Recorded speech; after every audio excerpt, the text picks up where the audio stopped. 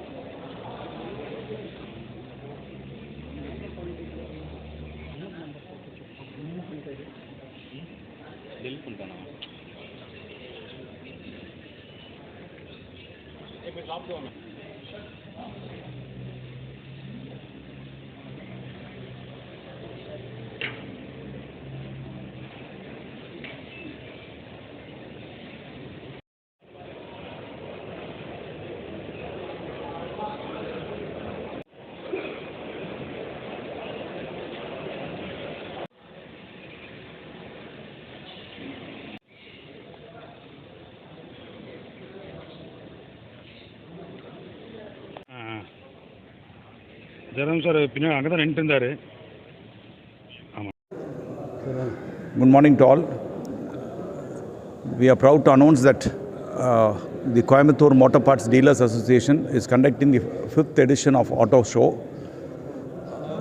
on 5th of October, 5th, 6th and 7th. இது வந்து ஒரு பெரிய ஷோன்னு சொல்லலாம். Next to Delhi we are doing நிறைய இன்டர்நேஷ்னல் ஸ்டால்ஸ் இருக்குது, 210 ஸ்டால்ஸ் இருக்குது. இந்த ஈவெண்ட் வந்து it's a big boost for Coimbatore பீப்புளுக்கு. ஏன்னா they can come and have witness the modern developments. இந்த BS6 நார்ம்ஸ், BS6+ நார்ம்ஸ் எல்லாமே பார்த்துக்கலாம். நாங்கள் நிறையா டெக்னிக்கல் டீம்ஸ் வந்து ப்ரீஃப் பண்ணுவாங்க. ஃபிசிக்கலாக வந்து ப்ராடக்டோட இது பார்க்கலாம், சேஞ்சஸ் பார்க்கலாம்.